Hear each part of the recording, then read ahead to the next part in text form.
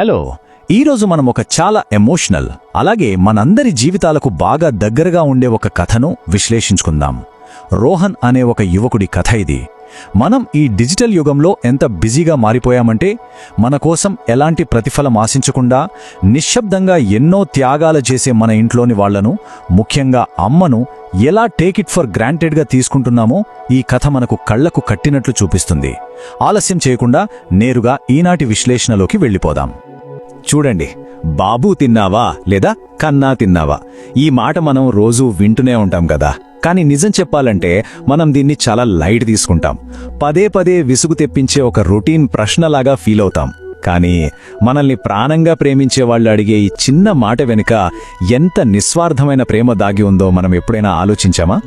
రోహన్ ప్రయాణం ద్వారా అదేంటో ఇప్పుడు మనం చూద్దాం.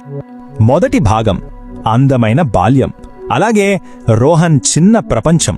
మనం గమనిస్తే రోహన్ ఎదుగుతున్న కొద్దీ అతని ప్రపంచం ఎలా మారిపోయిందో ఇక్కడ చాలా క్లియర్గా అర్థమవుతోంది.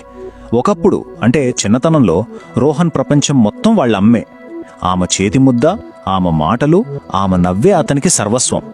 కానీ వయసు పెరుగుతున్న కొద్దీ ఏమైంది? చదువు, ఫ్రెండ్సు, ఇక ఎప్పుడూ చేతిలో ఆ స్మార్ట్ ఫోను, ఇవే అతని కొత్త ప్రపంచం అయిపోయాయి. ఇక్కడ మనం అర్థం చేసుకోవాల్సింది ఏంటంటే ఈ ప్రాధాన్యతలో మారే క్రమంలో అమ్మ స్థానం సైలెంట్గా ఎలా వెనక్కి వెళ్ళిపోయిందో కదా.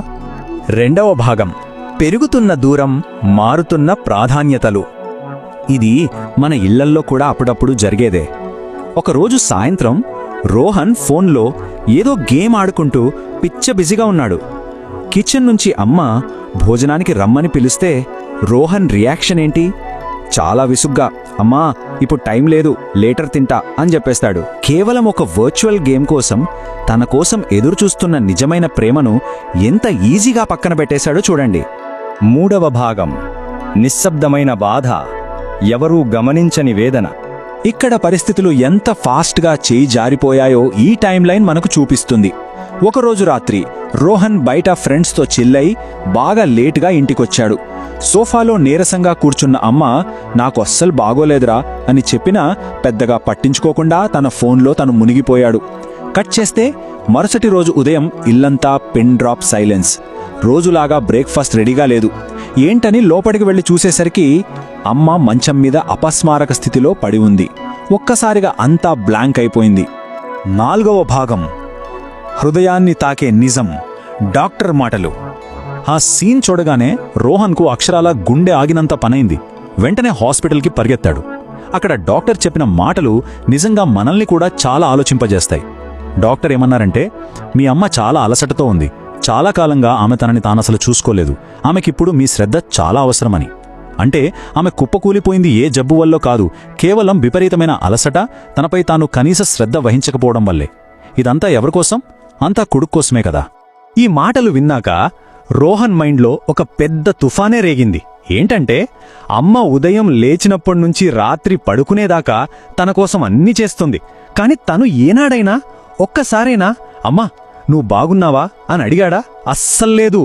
ఆమె ప్రేమను, ఆమె చేసిన త్యాగాలను తను చాలా అంటే చాలా గ్రాంటెడ్గా తీసేసుకున్నాడు. ఆ క్షణం తన స్వార్థం గురించి ఆలోచించుకుని అతను విపరీతమైన ఎమోషన్కు గురైగాడు. కళ్ల నిండా నీళ్లతో రోహన్ అమ్మ చేతిని పట్టుకుని ఏడుస్తూ అడిగిన క్షమాపణ ఇది. అమ్మా సారీ, నేను నిన్ను అర్థం చేసుకోలేదు, నువ్వు లేకపోతే నేనేం కాదు అని. అంత జరిగినా అమ్మ ఎలా రియాక్ట్ అయిందో తెలుసా? ఎలాంటి కోపం లేకుండా చాలా ప్రశాంతంగా ఒక చిన్న చిరునవ్వు నవ్వింది. నిజంగా తల్లుల మనసు ఎంత గొప్పదో, వాళ్ల ప్రేమ ఎంత స్వచ్ఛమైనదో చెప్పడానికి ఈ ఒక్క ఇన్సిడెంట్ చాలు. ఇక చివరిగా ఐదవ భాగం మాతృమూర్తి ప్రేమ తీసుకొచ్చిన ఒక శాశ్వత మార్పు. ఆ రోజు తర్వాత రోహన్ పూర్తిగా మారిపోయాడు.